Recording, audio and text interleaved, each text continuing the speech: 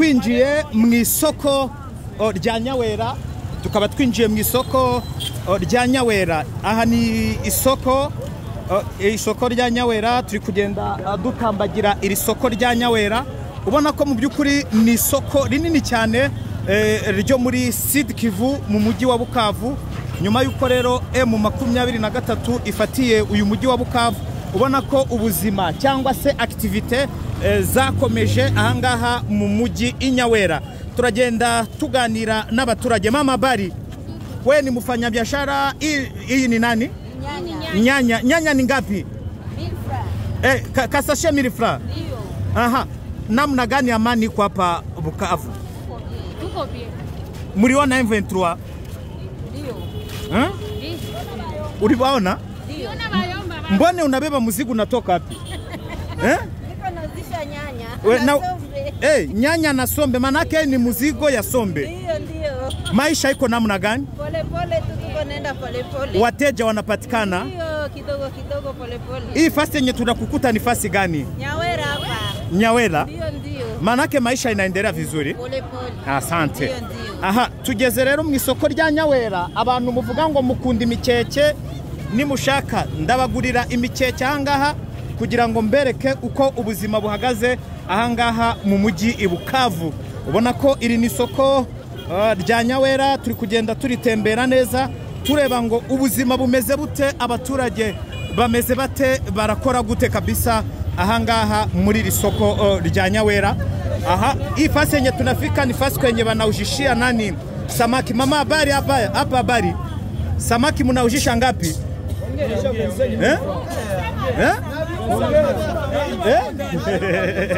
Sema bei. 25. Ah. Okay. Manake maisha hapa inaendelea mzuri. Maisha inaanza bora. Mlishaanza turuza siku gani? Tunaanza turuza kwa leo. Leo ndio mmeanza? Wateja wanapatikana? Wanapatikana pole pole. Asante. Wengine bangali naoga? Aha. Basoda ya M23 mumewaona? Ibaba abarombe kitu. Watu wazuri sana. Na kunyanyasa? Kitu cha mtu abanyanyase? Manake munaishi nabo mzuri. Murisha bapokea? Aha. Ngaho rero isoko batu wazuri. Isoko ahandi ni mu mafi. Ubona ka hangaha muri Kongo ikintu kijanye n'amafi. Mama isamaki yapata hivi ni ngapi? $10. $10 mbone sipri ya kabambe. Nipunguze. Murishaanza kuchuruza leo hii. Me wateja wanapatikana. Asante sana kabisa. Aha. Ngaha Nyawera. Aha turi ni Nyawera. Nyawera market. Nyawera market. Sinzi niba muri kuhabona mu mujyi w'Ibukavu rwose, turi kugenda tubatambagiza Nyawera ahangaha mu mujyi Ibukavu, tugenda tureba ubuzima bumeze bute, abaturage babayeho gute nyuma yaho M23 imaze kubohora uyu mujyi w'Ibukavu. Mu byukuri ubona ko rero ubuzima bwagarutse. Twahageze rero kugira ngo dutembere turebe bimeze bite, byatangiye gute. Ubona ko ubuzima bw'abaturage ahangaha, ubuzima bw'abaturage ubona ko bakubwira ko bimeze neza. Aha ni abasirikare ba M23 baranyuraho mu makonvoye bagenda rwose, ubona ko nta kibazo bafite, bakwereka ko maisha namna gani shofere. Asante. Hapa ni Nyawera tunakukuta. Nyawera kabisa tunafurahi sana. Asante. Aha. Motare, hapa maisha iko namna gani? Na trakaseri unazipana? Hakuna tena. Ba M23 banapita? Shoferi habari? Aha. Njoo hivi sasa. Vipi fresh? Ubona ko ubuzima mu mujyi w'Ibukavu bumeze neza cyane. Uyu mumama we aradandaza imigati kugira ngo agire icyo yabona. Ubona kabisa abantu cyo kurya ibyo byose kabisa twabatembereje umujyi wa Bukavu, ariko ahangaha Inyawera ho ni ibindi bindi. Turi mu isoko ry'inyawera ahangaha.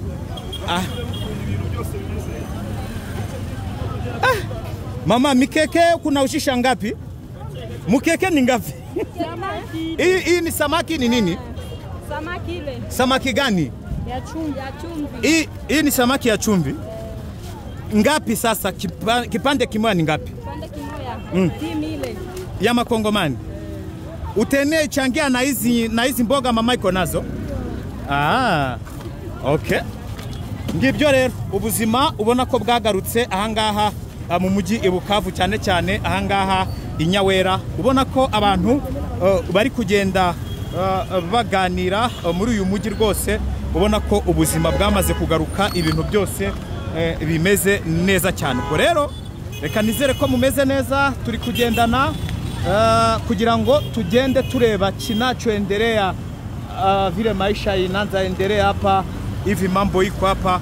Ubwo rero rwose ngiyo video yose yuzuye icyo bita full package, full video hapa mjini Bukavu, ambapo tuko sehemu za Nyawera, tukiwa tunaona vile warahia wakaji ambapo wanaishi hapa hivi, maisha inaendeka. Wanasema abana shida na mtu wa soda wa M23 AFC Fleve Konga wamefika hapa, wamewaokoa taksi, wanapita, batu yote wanasema kwamba mambo inaendelea hapa kabisa. Unaona watu wanafanya biashara kama kawaida komu ilfo.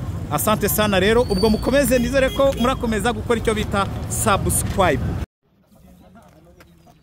Yego, reka tubasuhuze bakunzi ba Kivu iwacu. Twamaze kugera ku ngoro y'ubutabera ya Sud Kivu, ni mu mujyi wa Bukavu indani, aho tumaze kuba tugera ahangaha kuri iyi ngoro y'ubutabera. M23 imaze kuhagera, yaravuze ati tumaze kuba tugera ahangaha kuri iyi ngoro y'ubutabera. Ubwo rero video yose ugendane nayo kugira ngo amakuru tuze kuba tuyakugerezaho ku gihe, ibintu byose tubikubwira igihe ahangaha ingoro y'ubutabera ya Sud Kivu. Murakoze cyane.